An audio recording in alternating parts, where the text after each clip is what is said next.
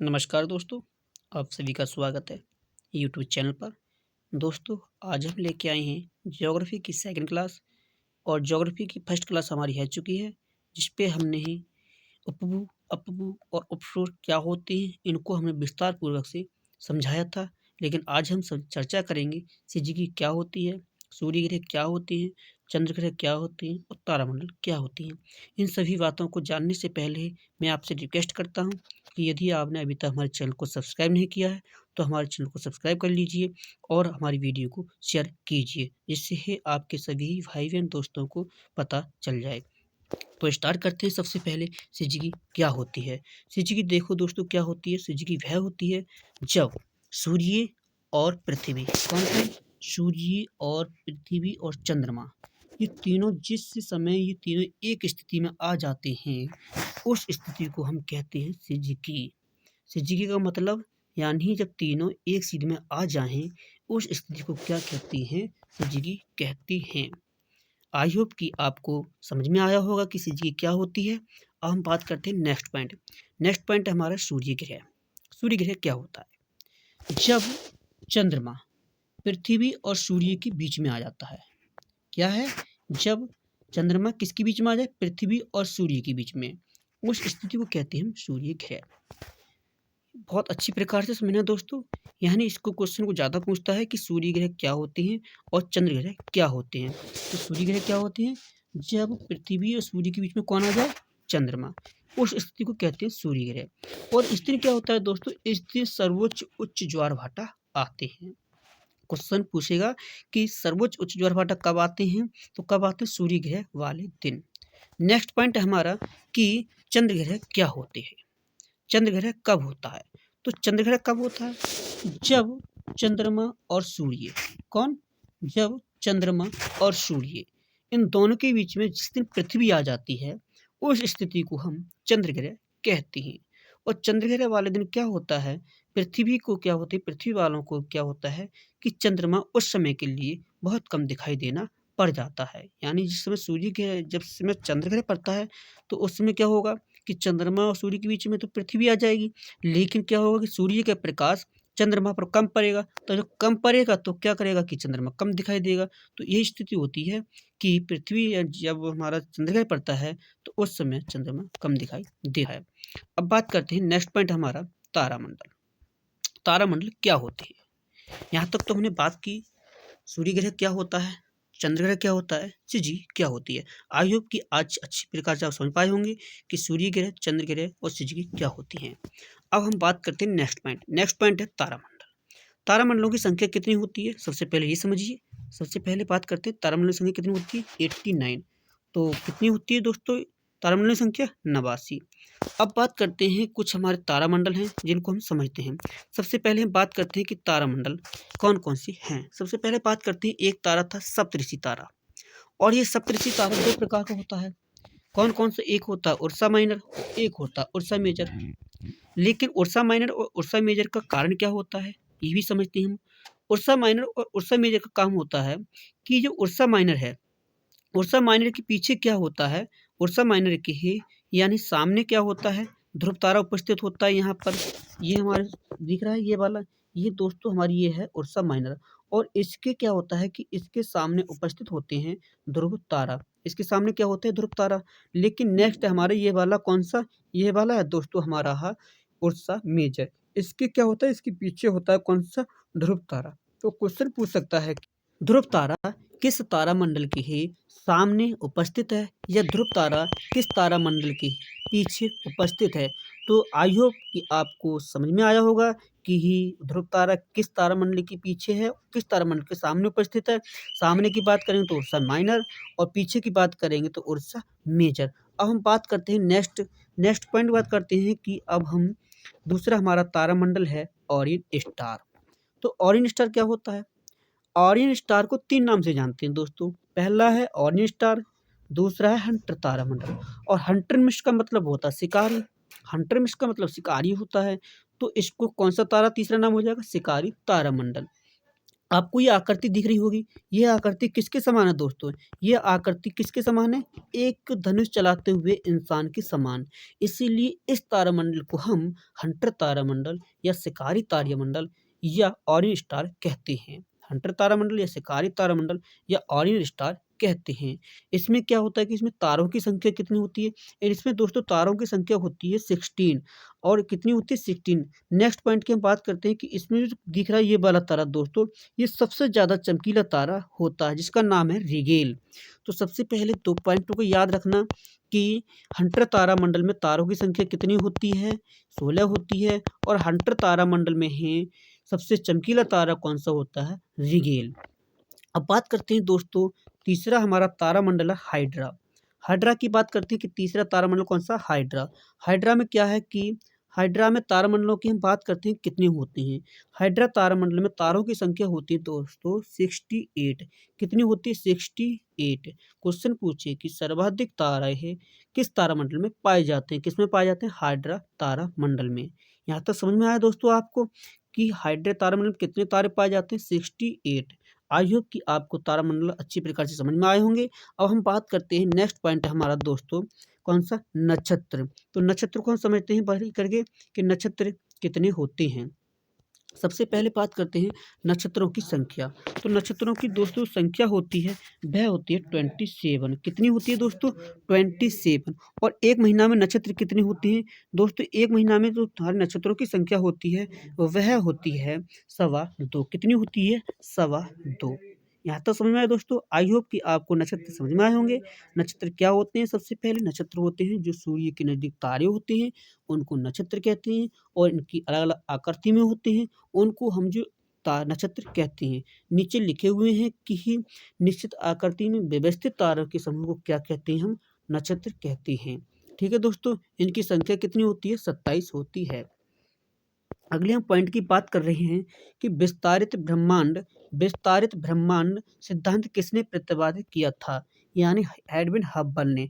मैंने आपको पहले भी पिछली क्लास में बताया था कि हब्बल ने क्या किया कि हब्बल ने एक सूक्ष्म दूरदर्शी बनाई थी जिसका नाम हब्बल रखा था और उससे बताया था कि ब्रह्मांड का विस्तार हो रहा है। ठीक है दोस्तों, यहाँ तक समझ में आया। अब हम बात करते हैं नेक्स्ट पॉइंट। नेक्स्ट पॉइंट लिखा हुआ है हमारा कि ब्रह्मांड में सबसे ज़्यादा अधिकतम या सबसे ज़्यादा अधिकतम या इसको गलत लिखा हो दोस्तों, इसको कर लेना प्रचुरता। प्रचुरता या अधिकतम तत्व कौन-सी गैस पाई जाती है? तो कौन-सा तत्व पाया जाता है? हाइड्रोजन। हाइड्रोजन तत्व सबसे ज़्यादा ब्रह्मांड में पाया जाता है। अगला पॉइंट है दोस्तों कि आकाशगंगा में सबसे चमकने वाले पिंडों को किस नाम से जानते हैं? दोस्तों ये गलत लिखा हुआ है, इसको सुधार के लिख लेना आकाशगंगा। यानी आकाशगंगा में चमकने वाले जो पिंड होते हैं, उनको हम किस नाम से जानते हैं? खगोलीय पिंड के नाम से जानते हैं। ठीक है दोस्तों, अब हम बात करते हैं कि नेक्स्ट पॉइंट की बात करते हैं कि ब्रह्मांड का अध्ययन क्या कहलाता है? दोस्तों ब्रह्मांड का अध्ययन कहलाता है हमारा कॉस्मोलॉजी। ब्रह्मांड के अध्ययन को क्या कहते हैं? कॉस्मोलॉजी। अगर क्वेश्चन पूछे कि ब्रह्मांड का अध्ययन क्या कहलाता है? कॉस्मोलॉजी। अब हम बात करते हैं नेक्स्ट पॉइंट। नेक्स्ट पॉइंट है दोस्तों, अब हम बात कर रहे हैं ग्रहों की उत्पत्ति से संबंधित कुछ सिद्धांत। ग्रहों की उत्पत्ति से संबंधित कुछ सिद्धांत। यहाँ तक तो हमने चर्चा की दोस्तों, नक्षत्र क्या होते हैं, तारामंडल क्या होते हैं और चंद्र ग्रह क्या होते हैं, सूर्य ग्रह क्या होते हैं। आई होप कि आपको ये सभी पॉइंट समझ में अच्छी से के आए होंगे। अब हम करते हैं ग्रहों की उत्पत्ति से संबंधित सिद्धांत। कुछ सिद्धांत आए थे जैसे मोनो स्टार थ्योरी, एक थी ड्यूल स्टार थ्योरी और एक थी डबल स्टार थ्योरी। इन तीनों थ्योरी के समझते हैं भली भांति से विस्तार से। सबसे पहले बात करते हैं मोनो स्टार थ्योरी दी किसने? मोनो स्टार जो थ्योरी दी दोस्तों वो दी थी कांट एंड लाप्लाक्स ने। किसने दी थी एकल तारा सिद्धांत? कांट एंड लाप्लाक्स ने। लेकिन याद कैसे रखोगे? याद रखना कि एकल तारा सिद्धांत लिखा हुआ है तो एकल में का से कांट और ला से लाप्लैक्स। समझ में आया? एकल का का से कांट और ला से लाप्लैक्स। एकल तारा सिद्धांत किसने दिया? कांट और लाप्लैक्स ने। ठीक है, ये स्पष्ट हो गया। दूसरे पॉइंट की बात कर रहे हैं कि दूसरी थ्योरी किसने दी थी? दूसरी है द्वितारा सिद्धांत। क्या नाम है? द्वितारा सिद्धांत। ये दी किसने? ये दी दोस्तों चैम्बरलिन और जीन्स। ये दो व्यक्ति थे। इन्होंने कहा था कि दो तारे थे और दो तारे आपस में टकराए, जिनमें से एक तारा ग्रह में परिवर्तित हो गया और उससे क्या हुआ कि उससे सौरमंडल का निर्माण हुआ था, लेकिन जब इसका पता लगाया गया तो ये थ्योरी असफल हो गई थी। अगली जो नेक्स्ट थ्योरी आई थी वो आई थी हमारी double star theory. Double star theory क्या है? इसे कहते हैं दो तारा सिद्धांत। दो तारा सिद्धांत में क्या होता है कि इसको दिया किसने? ये दी थी सबसे पहले लिलिटन ने। लिलिटन ने बताया कि ग्रह का निर्माण कैसे हुआ। इन्होंने बताया कि ग्रह का निर्माण यानी दो तारे थे, कौन से? एक सूर्य को छोड़ करके दो तारे थे। इन्होंने एक ये सूर्य बताया और बताया ये एक तारा ये है और एक तारा ये है। जब ये दो तारे आपस में टकराए तो आपस में टकराने के पश्चात क्या हुआ? ये तारा तो बदल गया हमारा ब्लैक होल में और ये तारे से क्या हो गया? छोटे छोटे हमारे टुकड़े बन गए। इन टुकड़ों से हमारा सौरमंडल का निर्माण हो गया। इसीलिए ये थ्योरी क्या हो गई? सफल हो गई थी। तो इसीलिए क्वेश्चन पूछ सकता है कि दो तारा सिद्धांत किसने दिया? लिलिटन ने दिया था। ठीक है दोस्तों, आई होप कि आपको अच्छी प्रकार से तीनों थ्योरी समझ में आई होंगी कि मोनोस्टार थ्योरी किसने दी थी। मोनोस्टार थ्योरी किसने दी थी दोस्तों? कांट और लाप्लाक्स ने। द्वितारा किसने दिया था? यानी जीन्स और चैम्बर्लिन ने। और डबल जो स्टार थ्योरी थी वो किसने दी थी? लिलिटन ने। अब हम बात करते हैं नेक्स्ट पॉइंट। नेक्स्ट पॉइंट की हमारी बात कर रहे हैं सूर्य की आंतरिक परत के बारे में और बाहरी परत के बारे में। तो सबसे पहले हम बात करते हैं सूर्य की आंतरिक परत। आंतरिक परत के बारे में सबसे पहले हम बात करेंगे कोर। सूर्य में दोस्तों आंतरिक तीन परतें होती हैं, एक कोर, एक रेडिएक्टिव जोन और एक होती है हमारी संवहन मंडल। तो सबसे पहले हम बात करते हैं कोर के बारे में। कोर में क्या होता है? सबसे आंतरिक परत होती है और इस आंतरिक परत में क्या होता है दोस्तों? नाभिकीय संलयन क्रिया होती है। कौन सी अभिक्रिया होती है? क्वेश्चन पूछ सकता है कि नाभिकीय संलयन अभिक्रिया सूर्य की कौन सी परत में होती है? कौन सी में होती है? नाभिकीय संलयन अभिक्रिया कोर में होती है। इसमें क्या होता है? नाभिकीय संलयन अभिक्रिया में हाइड्रोजन गैस का हीलियम गैस में परिवर्तन हो जाना।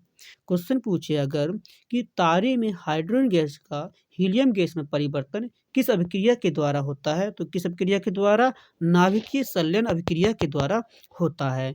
इसमें अगला पॉइंट है कि कोर का टेम्परेचर कितना होता है? 15 करोड़ डिग्री सेल्सियस होता है। आई होप कि आपको कोर की परत समझ में आई होगी। कोर कौन सी परत है? सूर्य की आंतरिक परत है। इसमें नाभिकीय संलयन अभिक्रिया होती है जिसमें हाइड्रोजन का हीलियम में परिवर्तन होता है, जिसका तापमान कितना होता है? 15 करोड़। टेम्परेचर कितना होता है? 15 करोड़ तापमान। अब हम नेक्स्ट पॉइंट की बात कर रहे हैं कि नेक्स्ट कौन सी हमारी लेयर है सूर्य की? नेक्स्ट है दोस्तों हमारी रेडियो जोन, जिसे हम कहते हैं विकिरण मंडल। तो विकिरण मंडल में बात करते हैं कि विकिरण मंडल में होता क्या है।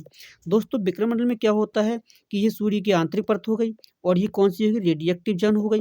लेकिन जब रेडिएक्टिव जोन में क्या होता है कि हाइड्रोजन के छोटे छोटे शील्ड बन जाते हैं। जब ये शील्ड बन जाते हैं इस तरीका से, तो इन शील्डों में क्या होता है कि यहाँ से प्रकाश निकलना स्टार्ट हो जाता है। ये यहाँ से प्रकाश निकलना स्टार्ट हो जाता है। यहाँ से जब ये प्रकाश निकलता है तो इसी को जो दिख रहे हैं बने हुए, इन्हीं को हम कहते हैं दोस्तों हाइड्रोजन की शील्ड। तो क्वेश्चन पूछेगा कि हाइड्रोजन की शील्ड किस परत में पाए जाते हैं? तो किस परत में पाए जाते हैं? रेडियोएक्टिव जोन में। इसमें तीन किरणें निकलती हैं, एक निकलती है एक्स किरण, एक गामा किरण और एक निकलती है फोटोन किरण। तो क्वेश्चन पूछ सकता है कि प्रकाश का मुख्य स्रोत किसे कहते हैं? प्रकाश का मुख्य स्रोत कहते हैं दोस्तों फोटोन किरण को। फोटोन किरण कहाँ से निकलती है? रेडियोएक्टिव जोन से निकलती है, जिसे प्रकाश का मुख्य स्रोत कहते हैं। देखो दोस्तों नीचे लिखा हुआ है कि नोट पॉइंट में कि प्रकाश का मुख्य स्रोत किसे कहते हैं? प्रकाश का मुख्य स्रोत फोटोन किरण को कहते हैं। अब हम बात करते हैं सूर्य की तीसरी आंतरिक परत के बारे में। तीसरी आंतरिक परत कौन सी होती है? सूर्य की तीसरी आंतरिक परत होती है, उसे कहते हैं संवहन किरण। विकिरण मंडल में क्या होता है कि इसमें हाइड्रोजन शील्ड तो बनती हैं, लेकिन इसमें क्या होता है कि सौर ज्वाला, इसमें क्या होता है कि सौर ज्वाला जो निकलती है ना, ये सौर ज्वाला निकलती है, सौर ज्वाला की कुछ किरणें सीधी चली जाती हैं, यानी कुछ किरणें सीधी चली जाती हैं और कुछ किरणें क्या होती हैं? वापसी में लौट आती हैं। जो सूर्य की किरणें सीधी चली जाती हैं, जो सीधी चली जाती हैं उसे हम कहते हैं सौर कलंक। उसे क्या कहते हैं? सौर कलंक। ठीक है दोस्तों, अब हम बात कर रहे हैं नेक्स्ट पॉइंट की बात कि नेक्स्ट पॉइंट में क्या लिखा हुआ है। नेक्स्ट पॉइंट में ही लिखा हुआ है हमारे सौर कलंक क्या होते हैं, सौर कलंक क्या होते हैं और सौर ज्वाला क्या होती हैं। यहाँ हम समझते हैं भली प्रकार से। सबसे पहले बात करते हैं सौर ज्वाला। सौर ज्वाला क्या होता है और सौर कलंक क्या होता है? जब सूर्य से जो प्रकाश सीधा चला जाए और जो लौट के नहीं आती हैं किरणें, उन्हें कहते हैं सौर ज्वाला। और कुछ किरणें जब वापसी में आ जाती हैं लौट कर के, कुछ किरणें जब वापसी में लौट कर आ जाती हैं, उसे हम कहते हैं सौर कलंक। ये किरणें दिख रही हैं लौटने वाली, इन्हें हम कहते हैं दोस्तों सौर कलंक। और जो सीधा प्रकाश चला जाता है, इसे हम कहते हैं सौर ज्वाला। समझ में आया दोस्तों कि सौर ज्वाला क्या होती है? सूर्य से सीधे निकलने वाली किरणों को। सौर कलंक क्या कहते हैं? सूर्य से लौटने वाली प्रकाश की किरणों को सौर कलंक कहते हैं। इसका एक चक्र दोस्तों होता है 11 वर्ष में। एक चक्र 11 वर्ष में कैसे होता है कि ये 5.5 साल में तो सीधी जाती हैं, लेकिन 5.5 साल में ये सीधी लौट के आती हैं। इसीलिए इसका जो एक चक्र होता है दोस्तों, वो 11 वर्ष में होता है। यहाँ तक समझ में आया? आई होप कि आपको यहाँ तक समझ में आया होगा कि सौर ज्वाला और सौर कलंक क्या होती है, और संवहन मंडल क्या होता है, और उसके पश्चात रेडियोएक्टिव जॉन क्या होते हैं, कोर क्या होते हैं। ठीक है दोस्तों, आई होप कि आपको समझ में आया होगा। सौर ज्वाला क्या होती है? सूर्य से निकलने वाले प्रकाश। सौर कलंक क्या होती है? सूर्य से निकलने वाले प्रकाश वापस आने वाला। और बात करते हैं रेडियोएक्टिव जॉन क्या होता है। इसमें 3 किरणें निकलती हैं, गामा किरण, एक्स किरण, फोटोन किरण। जिसमें क्या होता है, प्रकाश का मकसूद किसे कहते हैं? फोटोन को कहते हैं। अब बात कर रहे हैं कि अरोरा बोरियलिस क्या होता है और अरोरा ऑस्ट्रेलिस क्या होता है। तो सबसे पहले हम बात करते हैं पहले पॉइंट, अरोरा बोरियलिस। अरोरा बोरियलिस क्या होता है? अरोरा बोरियलिस वह होता है जो पृथ्वी के उत्तरी ध्रुव पर आने वाला जो प्रकाश होता है, उसे अरोरा बोरियलिस कहते हैं। और पृथ्वी के दक्षिणी ध्रुव पर जाने वाला प्रकाश होता है, उसे अरोरा ऑस्ट्रेलिस कहते हैं। कैसे? जैसे सबसे पहले हम बात करते हैं कि ये हमारी पृथ्वी है और ये हमारा सूर्य है। लेकिन जब पृथ्वी पर जब सूर्य की किरणें आती हैं, तो पृथ्वी की किरणें इस हिसाब से कुछ तो उत्तरी ध्रुव पर जाती हैं और कुछ दक्षिणी ध्रुव पर जाती हैं इस हिसाब से। लेकिन जब ये उत्तरी ध्रुव पर टकराती हैं पृथ्वी के, तो उसको हम कहते हैं अरोरा बोरियलिस। अरोरा बोरियलिस। और जो दक्षिणी ध्रुव पर टकराती हैं प्रकाश की किरणें, इससे हम कहते हैं अरोरा ऑस्ट्रेलिस। लेकिन याद कैसे रखेंगे कि अरोरा ऑस्ट्रेलिस और अरोरा बोरियलिस? देखो, पृथ्वी के दक्षिणी ध्रुव में, पृथ्वी के दक्षिणी ध्रुव पर क्या है? ऑस्ट्रेलिया उपस्थित है। तो ऑस्ट्रेलिया से याद रखेंगे कि दक्षिणी ध्रुव पर टकराने वाले प्रकाश को क्या कहते हैं? अरोरा ऑस्ट्रेलिस। और ऊपर बार टकराने वाले प्रकाश को क्या कहते हैं? अरोरा बोरियलिस। आई होप कि आपको समझ में आया होगा अरोरा ऑस्ट्रेलिस और अरोरा बोरियलिस क्या होती है। अब हम बात करते हैं नेक्स्ट पॉइंट। नेक्स्ट पॉइंट में हम बात कर रहे हैं कि यहाँ लिखा हुआ है दोस्तों एक नोट पॉइंट में, एक याद रखना कि मैं आपको पहले ही बता चुका हूँ जब हमने तारों के कलर पढ़े थे। तारे 3 रंग की होती हैं, वही भी बताया था, लेकिन यहाँ भी समझा रहा हूँ कि मोमबत्ती या किसी जलती हुई चिंगारी में सिर्फ 3 रंग होती हैं। और वो 3 रंग कौन कौन सी होती हैं? लाल, नीला और सफ़ेद। नीला कौन सा होता है? सबसे ज़्यादा तापमान वाला। सफ़ेद कौन सा होता है? मध्यम तापमान वाला। और लाल कौन सा होता है? कम तापमान वाला। आई होप कि आपको ये समझ में आया होगा। अब हम बात कर रहे हैं सूर्य की कुछ बाहरी परतों के बारे में। तो सूर्य की बाहरी परतों के बारे में समझते हैं सबसे पहले हम कि सूर्य की बाहरी परतें कितनी होती हैं। सूर्य की दोस्तों भी बाहरी 3 परतें होती हैं। जिस प्रकार 3 आंतरिक परतें होती हैं, उसी प्रकार 3 बाहरी परतें होती हैं। सबसे पहले कौन-कौन सी? तीसरी परत कौन सी होती है आंतरिक वाली? तीसरी होती है प्रकाश मंडल, फोटोस्फीयर। और जो एक मध्यम वाली होती है उसे होती है क्रोमोस्फीयर, जिसे हम कहते हैं वर्णमंडल। और लास्ट वाली होती है वो होती है कोरोना। लेकिन ये कोरोना कब दिखाई देती है? सबसे पहले हम आउटर पेयर यानी आउटर लेयर, सबसे बाहरी परत के बारे से ज्ञात करती हैं। सबसे पहले कोरोना। कोरोना क्या होती है दोस्तों?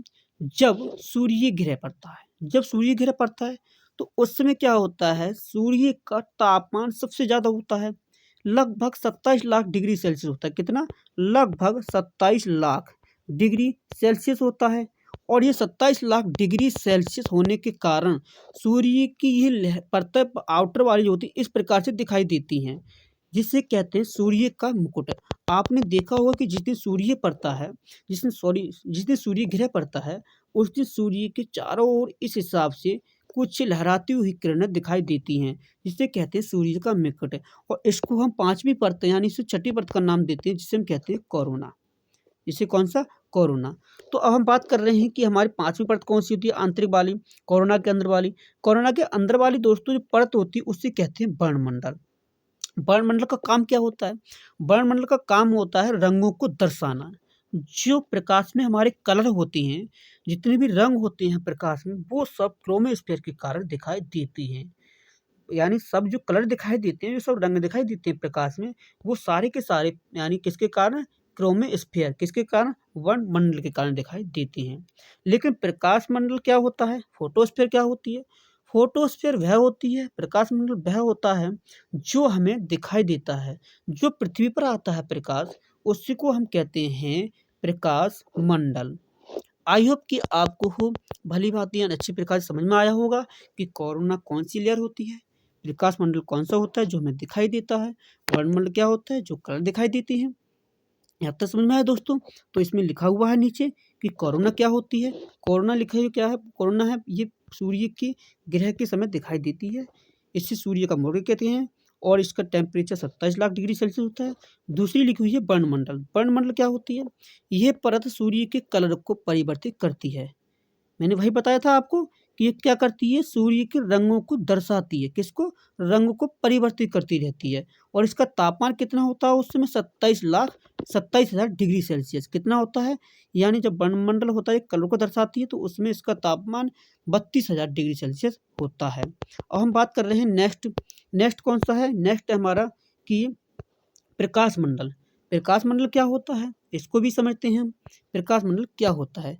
प्रकाश मंडल दोस्तों होता है कि यह परत हमें हमेशा दिखाई देती है।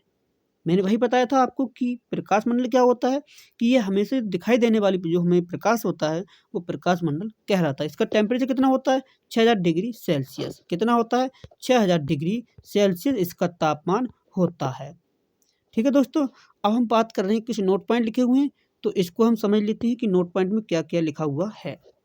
नोट पॉइंट में यहाँ पर 2 पॉइंट लिखे हुए हैं, इसको हम समझते हैं कि सूर्य का तापमान कितना होता है? 6000 डिग्री सेल्सियस। सूर्य की जो बाहरी परत का तापमान होता है कितना होता है? 6000 डिग्री सेल्सियस होता है। दूसरा पॉइंट है सूर्य की आंतरिक सतह कितने दिन में घूम जाती है? 25 दिन में घूम जाती है।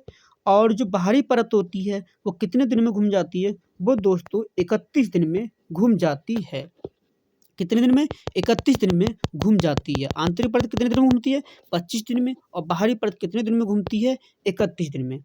अब हम बात कर रहे हैं नेक्स्ट पॉइंट। सूर्य से संबंधित कुछ और भी पॉइंट लिखे हुए हैं, इनको समझ लेते हैं, फिर हम अपनी क्लास खत्म कर रहे हैं और खत्म करने के पश्चात फिर हम नेक्स्ट क्लास की बात करेंगे कल को। तो सबसे पहले हम बात करते हैं सूर्य किस दिशा से किस दिशा की ओर घूमता है। पहला पॉइंट लिखा हुआ है तो सूर्य किस दिशा से? पश्चिम से पूरब की ओर घूमता है। किससे? पश्चिम से पूरब की ओर सूर्य घूमता है।